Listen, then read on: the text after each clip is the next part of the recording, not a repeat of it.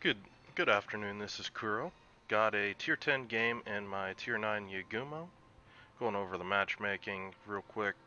Midway, Worcester, Alaska, Baltimore, rounding out the CV radar threats.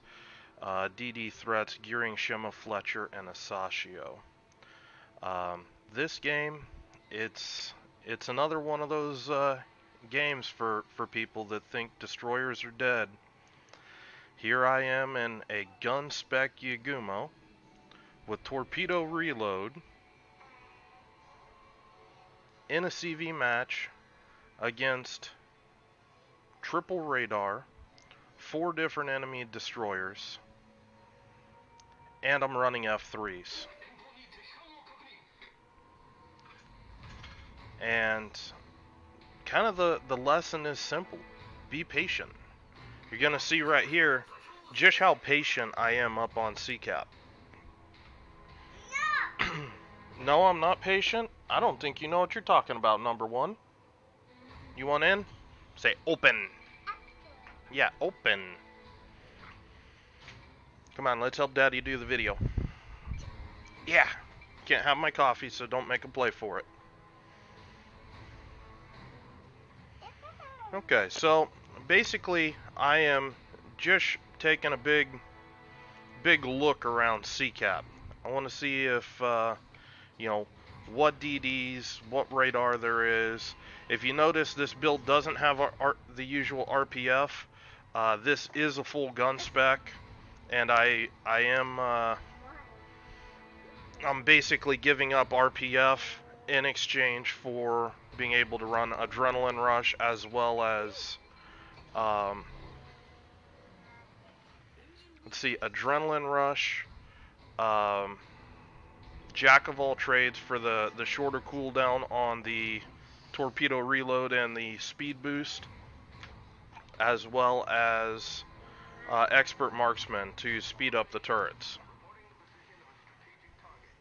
And I'm basically stepping on the cap, and I've kind of made the determination that there's nothing out here on the 9 and 10. It's just this Baltimore who's not really interested in pushing, and I'm backing up and I'm starting to make my move to go to B cap. This entire section of the game, I'm basically playing based off the minimap. Nothing looking at the fancy part of my screen really does anything for me at this point. It's all positioning on the minimap. I'm letting my team know, hey, I'm going to B cap. Let's start shifting over there. Yeah, that's Daddy's watch. Oh, you want to wear it? Okay, here you go. Just don't chew it up. I do get briefly spotted by the CV here. It's not going to have any effect on, changing my intention. My intention is to go to B cap. It is to pick a fight with the destroyers there. Yeah, you're welcome, baby. I know you like wearing Daddy's watch. There you go. Look at that, so pretty. Watch. Yeah, watch.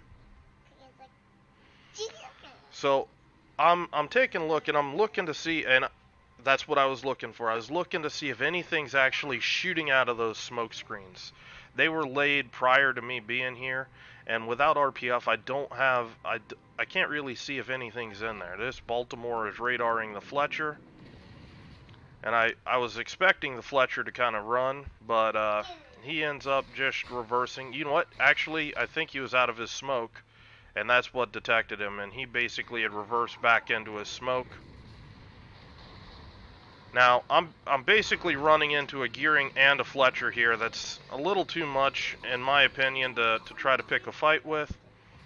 So I'm basically just going to conduct a fighting retreat and just work on these guys as much as I can. I've got shots on the Fletcher, so just kind of thump the Fletcher for what I can, and then duck into this island, which breaks any line of sight. Now, the important safety feature on this build is the gun range. I am running the stock gunfire control module, so my range is only 10.9 kilometers rather than the usual 12 kilometers on this ship. Now, here I'm taking a calculated risk. And the risk is I see these destroyers grouping up, and I'm starting to time in my head when I believe these guys are going to try to make the push in towards C. C is weak. C is, theirs for the taking, and I'm not really interested in defending it outside of killing destroyers. Now this is where RPF would help me see if, any of these guys are pushing me. And I do pick up the gearing and the Fletcher. And this isn't good for me aside from I've got those torps out there. Because I've got this island blocking me from kiting. I'm shooting the gearing with AP. He's broadside. You can see the effectiveness. And you don't want to play with F3s. F3s are 100% a circle of nope. If there ever was a fire and forget weapon in this game, it is F3 torpedoes. Here I'm just kiting back. I'm trying to get island cover. When I mean island cover, I don't mean from people that can shoot me. I mean duck into the island between me and the planes to break the line of sight. So that's something else that, was a change when they created CVs. I shouldn't have taken this shot. I missed this guy coming around the island. I was just being greedy taking that shot. It's not really going to punish me because I'm just going to duck in behind this island. But again, I don't even have engine boost running, and you see how nimble the Japanese destroyers are. You're extremely fast going from reverse to, forward and getting up to speed in a rapid manner. So at this point, I've solo capped B cap, I've solo capped C cap. I'm backing up here. I want to see if I can get any sort of torpedoes on one of these battleships here. I'm looking, maybe the Yamato. I know that it's most likely the Shima that went to sea. He was the one destroyer that wasn't spotted. Now this is important. I see the dive bomber coming. This guy's hunting for me. I was last seen on B cap. And I'm just going to run away. I'm just going to use my concealment. And I'm just going to hug this island and see what this guy's going to do. This guy basically sweeps through the cap looking for me. Oh, he's not here. Off he sails. Don't panic and activate your AA giving away your position early, guys. It's 100% critical. Now this is a crucial spot. I see the Shima get spotted. I know the Shima's headed to B cap. He's either gonna try to cap it from here, but with his last, his last known direction taking him in the middle of this island, I think this guy's either going to come here or in here somewhere. So I'm just going to turn back and defend B cap. I see too many times guys getting drawn off from, the important fight. And the important fight is actually over B cap. All of this is window dressing out at A cap. You do the basic arithmetic. We're going to win that fight out there. Shima steps on the cap. Now I take this shot. I'm going to pause it here. I take that shot early, and the reason why I shoot before I go to actually dump torpedoes is to see if I can break his engine, break his rudder, do anything like that to improve my chances of actually hitting his boat. Now I had the advantage because I was sailing into the cap this way. I basically had the nose of his ship.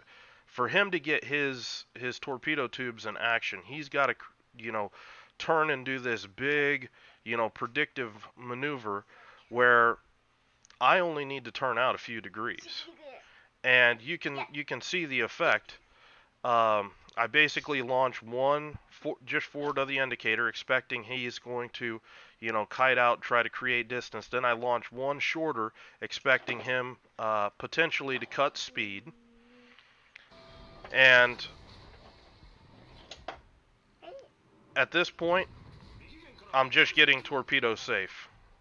And you can see, the effects of, using your guns in that engagement. I did end up breaking one of his modules. I don't think it really would have made a hill of beans in the grand scheme of things, simply because the F3s are so fast, and Shima, while agile, does not have a very good turning circle. So I'm taking a calculated risk here. Um, it's probably not known that I'm running torpedo reload. Not a lot of destroyers do it right now. And I've been watching this guy for a while, and it's do or die time for him. We're at 753 points. We've got 2 caps. This guy needs to get off his ass and do something. And I basically am just going to take a fairly wide spread on this guy. I'm expecting him either to turn in, or maybe even stop, because this is randoms and he might not actually commit. In hindsight, I do wish I would have taken a tighter aim. The RNG on the first tube isn't the best, with a big split in between it, where the 2 torpedoes furthest to the left were pretty much stacked right on top of each other. Now here, this is Japanese gunboating right here. Okay, I've hit the guy for a flood, and I'm basically setting it up. I'm waiting for his damage control to tick off, and be on cooldown. And I'm gonna preparing to use this rock. I'm taking a look. What's the last known target spotted within? Hey, no, you can't have that. Thank you. What are the last known enemy ships spotted within my gun range that I'm gonna have to try to break line of sight with? I don't see any. So this is making me believe that I can utilize this rock to break line of sight with this Yamato if I need to. I see that his guns aren't even aimed at me, and I'm just opening up. And unfortunately, Chalked, who is a pretty good player in his own right, he just deletes that Yamato. So that was kind of unfortunate. I am plane spotted. Well, I'm not plane spotted. I'm spotted because I was shooting my gun. So you notice the difference there. I'm not wasting any time, being cute with my AA. I'm just gonna pop my AA and get the, whatever DPM I can out of it. Hey, come on. It's not ransack Daddy's office day. That was last week. I know, Daddy's no fun. I know. Oh, you know? Okay, Peanut Gallery. I'll take it. So, there's a time and a place for, being sneaky, and there's a time and a place just for, utilizing whatever force you can against the enemy. I was already spotted because I shot my guns, and it makes no sense for me to try to dress it up, to try to get undetected, because it's not going to happen. That's just a game mechanic. So just, even though the general rule is I don't pop my AA early, I'm just going to go on ahead. Same concept with being radar detected and shooting. I would have been shooting this guy anyway because the game's pretty much won, and you guys know I like to damage farm. The Alaska goes down. We're at 980 points, and this game's going to tick down. And I just want to point out that this is a game where I'm running one of the most risky builds that you can. You could take this build, drop torpedo reload, run smoke, and your average destroyer player can do exceptionally well with it. You can even, pull off the F3s and do quite well with this. What I'm doing isn't anything special. It's just I am, thinking before I act, and that's really the key to good destroyer play. This game, ton of base XP. I'm laughing because First Blood, Double Strike, and Double Devastating Strike is all on that first set of torpedo reload torps that I threw out there. Um, and it's always amusing when you get those sorts of volleys. This this game mostly destroyer damage, almost 100% of the gearing, 100% of the shimma, a good chunk on the Fletcher. I mean this gun build doesn't play. Um, for those that aren't aware of why I'm exploring with this, the DPM on a max gun spec Yugumo is just below an Udaloy.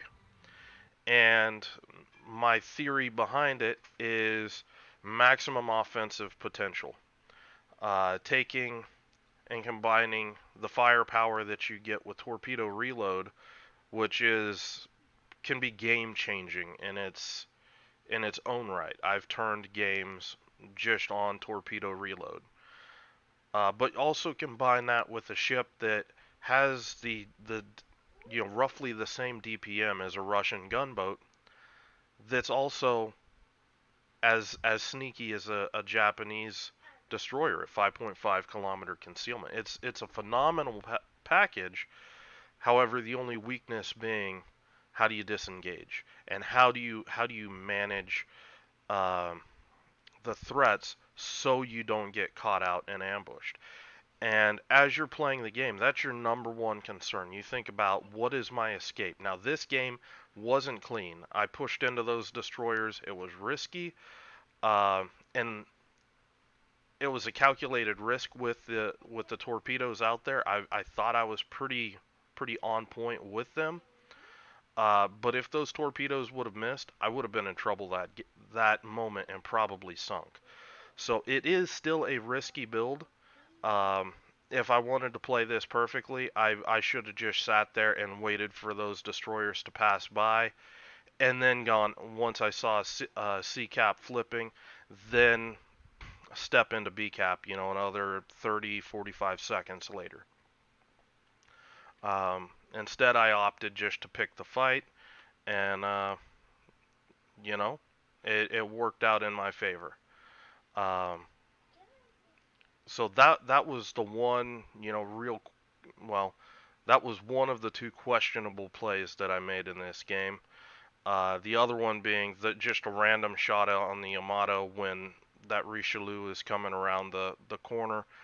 Uh, that that could have cost me a little bit of HP, and it could have cost me waiting longer on the cap, which in turn could have created an issue where the CV could have had time to actually come and strike me. So there was some things there that played out in my favor, and I want to point those out because this isn't a clean game. I know this performance, something like 2.6 base XP, it looks fantastic, yada yada yada.